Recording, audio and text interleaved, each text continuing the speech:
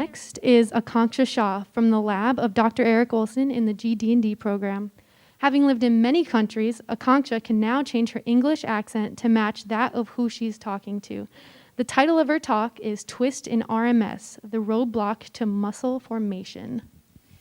Every 2 minutes, a parent is told, your child has cancer. These 4 words are the beginning of their child's journey through years of debilitating radiation and chemotherapy.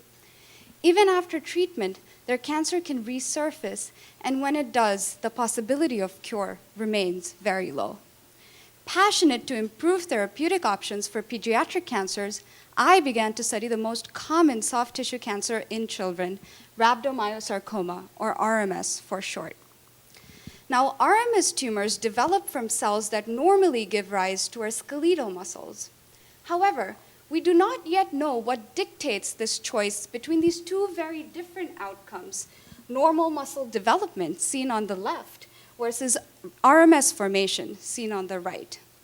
Now, you can imagine these crucial decisions like a car approaching an intersection. The cell here is representative of a car, and the signs and signals at the intersection tell the cell which road to take. To take the muscle route, a cell must produce muscle factors that bind to DNA to turn on muscle gene expression. However, when cells go awry, they actually travel down a forbidden path where they divide uncontrollably to give rise to a cellular mass. And this is what we see with this child here on the right. Interestingly, in RMS, cells become cancerous despite the presence of muscle factors that normally signal for muscle development.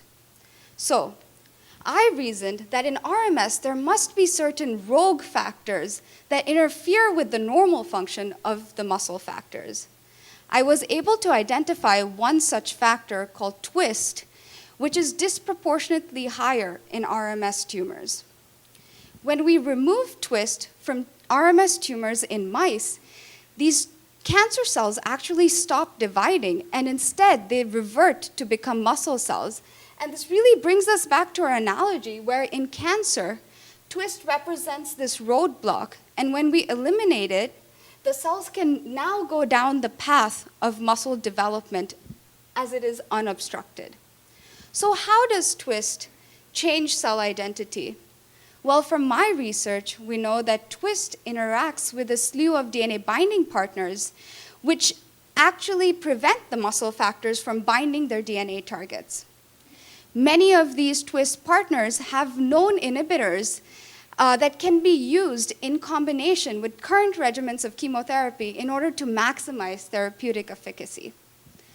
So my research creates possibilities that the child, once diagnosed with RMS, now has a better chance at leading a tumor-free life. Thank you.